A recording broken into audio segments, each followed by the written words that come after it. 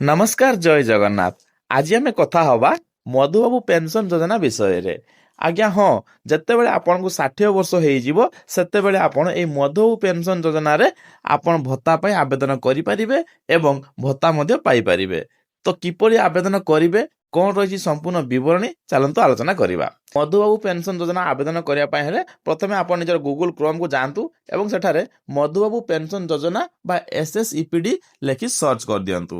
Search କଲା ପରେ first ଅପସନରେ ଆପଣ କ୍ଲିକ୍ କରି ଦେଖନ୍ତୁ, ବର୍ତ୍ତମାନ ଆମେ ସାମାଜିକ ସୁରକ୍ଷା ଭିନ୍ନକ୍ଷମ ସଶକ୍ତିକରଣ ବିଭାଗ ଯେଉଁ ହୋମ ପେଜ ଅଛି ସେଠିକୁ ଆପଣ ଆସିଯାଇପାରିବେ ବହୁତ ସହଜରେ। ଏଠିକୁ ଆସିଲା ପରେ ତଳକୁ ଟିକେ ସ୍କ୍ରୋଲ କରନ୍ତୁ। ତଳକୁ ସ୍କ୍ରୋଲ କଲେ ଆପଣ ଦେଖିବେ ଏଠାରେ ବିଭିନ୍ନ ପ୍ରକାର ଅପସନ ଶୋ କରୁଛି। ସେଇ ଭିତରୁ ପ୍ରଥମ ଅପସନ ଲେଖା ହେଇଛି ଦେଖନ୍ତୁ ଭତ୍ତା ଯୋଜନା, ତା ଉପରେ କ୍ଲିକ୍ କରିଦିଅନ୍ତୁ। କ୍ଲିକ୍ କଲା ପରେ ଏଠାରେ ଦେଖନ୍ତୁ ଗୋଟେ ନୂଆ ଇଣ୍ଟରଫେସ୍ ଖୋଲିଯାଇଛି ଯୋଉଥିରେ ଲେଖା ହେଇଛି ସ୍କିମ୍କୁ ଚୁଜ୍ କରିବା ପାଇଁ। ଯଦି ସେଇ ସ୍କିମ୍ ଉପରେ ଆପଣ ଏଠାରେ କ୍ଲିକ୍ କରିବେ ତାହେଲେ ଦେଖନ୍ତୁ ଏଠି ବିଭିନ୍ନ ପ୍ରକାର ସ୍କିମ୍ ବିଷୟରେ ଲେଖା ହେଇଛି। ଯେମିତିକି ଲେଖା ହେଇଛି କଣ, social security pension scheme, free laptop distribution, marriage incentive, এইଭଳି ବିଭିନ୍ନ ପ୍ରକାର ଅପସନ ଶୋ କରୁଛି। ଯେହେତୁ ଆମେ ଆଜି କଥା ହଉଛେ ଭତ୍ତା ବିଷୟରେ, ତେଣୁ ଆମେ କଣ କରିବା ନା ସୋସିଆଲ ସିକ୍ୟୁରିଟି ପେନସନ ସ୍କିମ୍ ଉପରେ କ୍ଲିକ୍ କରିବା। ଆଉ ତା ତଳେ ଯୋଉ ପ୍ରୋସିଡ୍ ଅପସନ ଆସୁଛି ସେଇ ପ୍ରୋସିଡ୍ ଅପସନକୁ କ୍ଲିକ୍ କରିବା।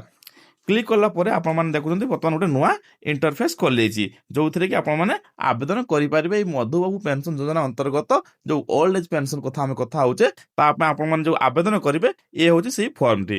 ତ ଏଇ ଫର୍ମକୁ କିପରି ପୂରଣ କରିବେ ଅନଲାଇନ ମାଧ୍ୟମରେ, ଚାଲନ୍ତୁ ବର୍ତ୍ତମାନ କଥା ହବା। ଫର୍ମଟି ପୂରଣ କରିବା ପାଇଁ ହେଲେ ବହୁତ ସହଜ ଉପାୟରେ ଆପଣ ପୂରଣ କରିପାରିବେ। ପ୍ରଥମେ ଦେଇଛି ଦେଖନ୍ତୁ ପେନସନ ଟାଇପ୍, ସେଠାରେ ଯଦି ଆପଣ କ୍ଲିକ୍ କରିବେ ବିଭିନ୍ନ ପ୍ରକାର ଅପସନ ଅଛି। ଯେହେତୁ ଆମେ ଆଜି କଥା ହଉଛେ ଓଲ୍ଡ ଏଜ୍ ପେନସନ, ତେଣୁ ଆମେ ଏଠି ଓଲ୍ଡ ଏଜ୍ ଉପରେ କ୍ଲିକ୍ କରିବା। ଆପଣ ଚାହିଁଲେ ୱିଡୋ ପେନସନ, ଡିଜାବିଲିଟି ପେନସନ ମଧ୍ୟ ନେଇପାରିବେ। ଯେହେତୁ ଆମେ କଥା ହଉଛେ ଓଲ୍ଡ ଏଜ୍ ପେନସନ, ତେଣୁ ଆମେ ଚୁଜ୍ କଲୁ ଓଲ୍ଡ ଏଜ୍ ପେନସନ ଉପରେ। ଦେଖନ୍ତୁ ଏଇଟା ଓଲ୍ଡ ଏଜ୍ ପେନସନ ହେଇଗଲା। ତାପରେ ଆପଣଙ୍କ ନାଁ, ଆଧାର କାର୍ଡ ଅନୁଯାୟୀ ନାଁ ଲେଖିବେ, ବାପାଙ୍କ ନାଁ ଲେଖିବେ, ଡେଟ୍ ଅଫ୍ ବାର୍ଥ ଦେବେ। ଡେଟ୍ ଅଫ୍ ବାର୍ଥ ପରେ ଏଠି ଆପଣଙ୍କର ସେ କାଲକୁଲେଟ୍ କରି କହିଦେବ ଆପଣଙ୍କ ବୟସ କେତେ ହେଇଛି।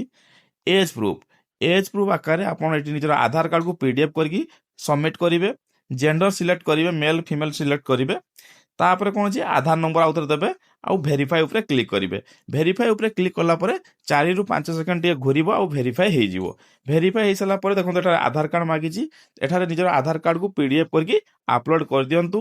ତା ତଳକୁ ରହିଛି ମୋବାଇଲ ନମ୍ବର, ଷ୍ଟେଟ୍, ଡିଷ୍ଟ୍ରିକ୍ଟ, ଆଉ ତା ତଳକୁ ରହିଛି ଦେଖନ୍ତୁ ଆପଣଙ୍କର ଗୋଟେ ପାସପୋର୍ଟ ସାଇଜ ଫଟୋ। ଏ ସବୁକୁ ଆପଲୋଡ କରିଦିଅନ୍ତୁ। ଫଟୋଟିକୁ ଆପଲୋଡ କରିସାରିଲା ପରେ ତଳକୁ ଯଦି ଆପଣ ସ୍କ୍ରୋଲ କରିବେ ଦେଖନ୍ତୁ ଏଠାରେ ଲେଖା ହେଇଛି ସବ୍ ଡିଭିଜନ। ନିଜର ସବ୍ ଡିଭିଜନକୁ ଚୁଜ୍ କରନ୍ତୁ। ତାପରେ ଲେଖା ହେଇଛି type of address. Type of address ମଧ୍ୟ ଆପଣ ଫିଲ୍ଅପ୍ କରିପାରିବେ। ହାଉସ୍ ନମ୍ବର, ପିନ୍ ନମ୍ବର ଅର୍ଥାତ୍ ଆପଣ ପୋଷ୍ଟାଲ ପିନ୍ ଏଠାରେ ଫିଲ୍ଅପ୍ କରିବେ। ତାପରେ ଦେଇଛି କ୍ୟାଟେଗୋରୀ, ST SC, ଆପଣ ଜେନେରାଲ ଯୋଉ କ୍ୟାଟେଗୋରୀ ବିଲଙ୍ଗ କରୁଛନ୍ତି ସେଇ କ୍ୟାଟେଗୋରୀ ଏଠାରେ ସିଲେକ୍ଟ କରିପାରିବେ। ତା ତଳକୁ ସବୁଠୁ ବଡ ଇମ୍ପୋର୍ଟାଣ୍ଟ ଜିନିଷ ରହିଛି କଣ ନା ଇନକମ୍ ସାର୍ଟିଫିକେଟ, RI ରିପୋର୍ଟ ଆଉ BPL କାର୍ଡ। ଏଇ ତିନିଟା ଭିତରୁ ଯେକୌଣସି ଆପଣଙ୍କୁ ଗୋଟେ ଏଠାରେ ଆପଲୋଡ କରିବାକୁ ପଡିବ। ଆଉ ସବୁଠୁ ଭଲ ହଉଛି RI ରିପୋର୍ଟ। ଆପଣ ଗୋଟେ ଫର୍ମ ମିଳେ ତା ପାଇଁ, ସେ ଫର୍ମ ନେଇକି RI ପାଖରୁ ଲେଖିକି ଆଣିପାରିବେ ଯେ ଆପଣ ବହୁତ ଗରିବ ଘରୁ ବିଲଙ୍ଗ କରୁଛନ୍ତି। ବା ଆପଣଙ୍କ ଯଦି ରାସନ କାର୍ଡ ଅଛି, ରାସନ କାର୍ଡ ମଧ୍ୟ ଏଠାରେ ଆପଲୋଡ କରିପାରିବେ।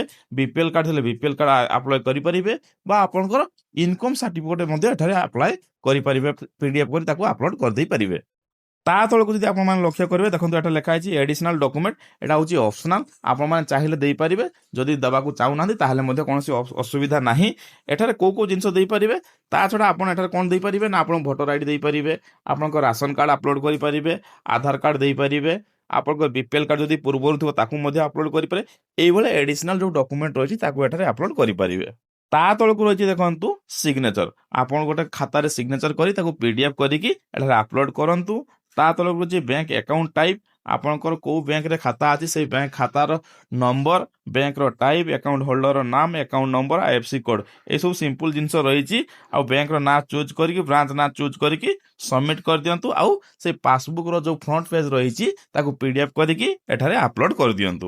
ଏତିକି କରିସାରିଲା ପରେ ଏଠାରେ ଗୋଟେ ଡିକ୍ଲାରେସନ ଫର୍ମ ଆସିବ। ଆଉ ଏଠାରେ ଯୋଉ 3ଟି ବକ୍ସ ଦେଖାଉଛି ସେଇ 3ଟି ବକ୍ସ ଉପରେ ଆପଣ ଟିକ୍ ଚିହ୍ନ ଦେବେ ଏଇଭଳି ଭାବରେ। ଆଉ ତା ତଳକୁ ରହିଛି ସବମିଟ ଅପସନ, ତ ସେଇ ସବମିଟ ଉପରେ କ୍ଲିକ୍ କରିଦେବେ। ଏହି ସବମିଟ ବଟନ ଉପରେ କ୍ଲିକ୍ କଲା ପରେ ଆପଣଙ୍କର ଫର୍ମଟି ସବମିଟ ହେଇଯିବ ଏବଂ କିଛି ଦିନ ପରେ ଆପଣ ତାକୁ ଟ୍ରାକ୍ କରିପାରିବେ ଆପଣଙ୍କ ଫର୍ମଟି କେଉଁ ଲେଭେଲରେ ଅଛି, ବିଏସ୍ଏସ୍ଓ ଲେଭେଲରେ ଅଛି କି ବିଡ଼ିଓ ଲେଭେଲରେ ଅଛି ବା ଡିଷ୍ଟ୍ରିକ୍ଟ ଲେଭେଲରେ ଅଛି, ଆପଣ ତାକୁ ଟ୍ରାକ୍ କରିପାରିବେ।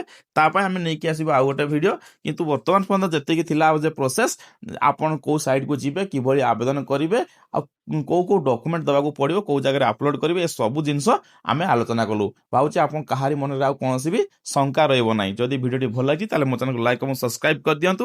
ପୁଣି ଆଉ ଥରେ ଦେଖା ହେବ ଆଉ ଗୋଟେ ଏଇଭଳିଆ ଇନଫର୍ମେଟିଭ୍ ଭିଡ଼ିଓ ନେଇକି। ଜୟ ଜଗନ୍ନାଥ।